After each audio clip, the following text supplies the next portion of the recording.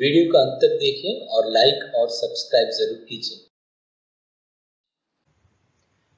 इस वीडियो में हम पॉलिनोमियल के बारे में सीखेंगे कि पॉलिनोमियल क्या होता है, कोई गिवन पॉलिनोमियल है तो उसका डिग्री हम कैसे आइडेंटिफाई करेंगे, और अगर डिग्री हमने आइडेंटिफाई कर लिया है तो डिग्री का बेसिस में कौन सा पॉलिनोमियल है कैसे आइडेंटिफाई करेंगे, इसका नाम क्या होगा, वो हम सीखने वाले हैं। और सबसे इम्पॉर्टेंट इस चैप्टर में एक टॉपिक है जो है जीरोस ऑफ ए पॉलिनोमियल, और ये बहुत इंपॉर्टेंट टॉपिक है क्योंकि इसी टॉपिक के ऊपर बहुत सारी क्वेश्चंस आते हैं इस चैप्टर में। तो वीडियो को अंत तक देखिए क्योंकि बहुत इंपॉर्टेंट चैप्टर ये है और बहुत इजी भी है, और आप बहुत आसानी से ये चैप्टर सीख जाएंगे।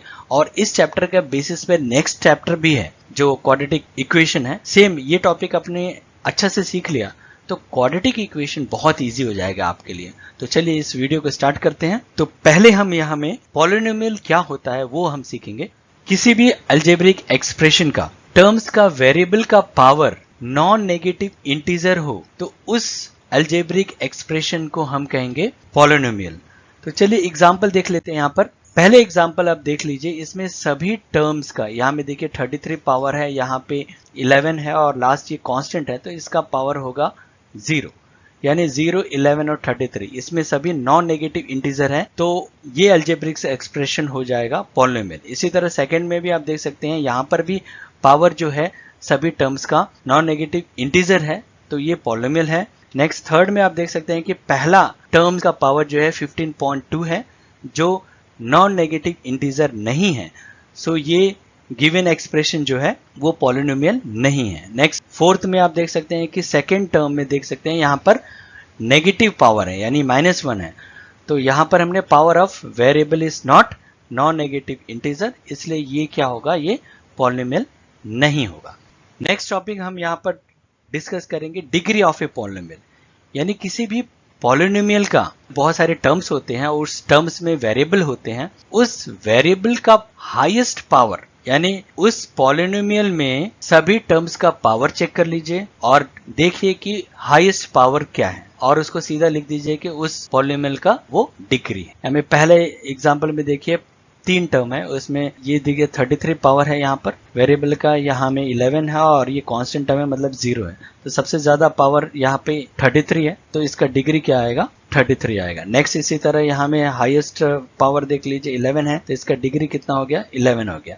नेक्स्ट यहाँ में 2 है तो इसका डिग्री हो जाएगा 2, और ये फोर्थ में यहाँ पर देखिए, यहाँ पर हमें वेरिएबल तो नहीं दिख रहा है तो यहाँ पर हमने लिख लिया है 0 है, तो ये 0 क्यों है, कैसे होगा 0, क्योंकि हम लोग 25 को लिख सकते हैं 25 इंटू 1, यानी 1 को हम एक्सप्रेस कर सकते हैं किसी का भी पावर 0, तो हमने यहाँ पर लिख लिया है 25x पावर 0। अभी आपको दिख रहा है वेरिएबल x और इसका पावर क्या है, 0 है, तो हमें यहाँ डिग्री क्या मिलेगा, 0 मिलेगा।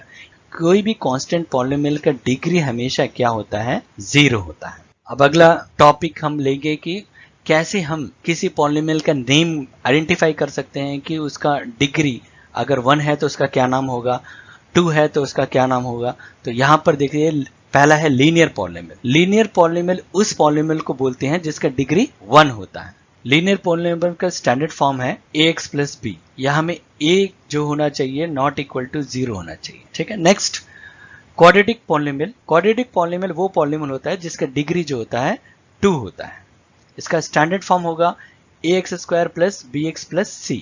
a b c यहाँ में रियल नंबर है but a is not equal to 0। Next cubic polynomial, वो पॉलिनोमियल जिसका डिग्री 3 होता है। कोई भी पॉलिनोमियल जिसका डिग्री 3 होता है उसको कहते हैं क्यूबिक पॉलिनोमियल। इसका स्टैंडर्ड फॉर्म देख लीजिए ax cube plus bx square plus cx plus d। यहाँ पर भी a जो 0 के बराबर नहीं होगा और a b c d सभी रियल नंबर्स होंगे। नेक्स्ट यहाँ पर एक क्वेश्चन है, find the value of p of x that is equal to x square minus 2x minus 3 at x equal to 1 पे पता करना है, x इक्वल टू -1 पे पता करना है और x इक्वल टू 3 पे पता करना है। तो पहले x इक्वल टू 1 पे यानी x के प्लेस पे 1 पुट करना है, तो हमने यहाँ p ऑफ 1 लिख लिया है। देखिए x के प्लेस में सभी जहां भी x था वहां पे 1 हमने पुट कर लिया।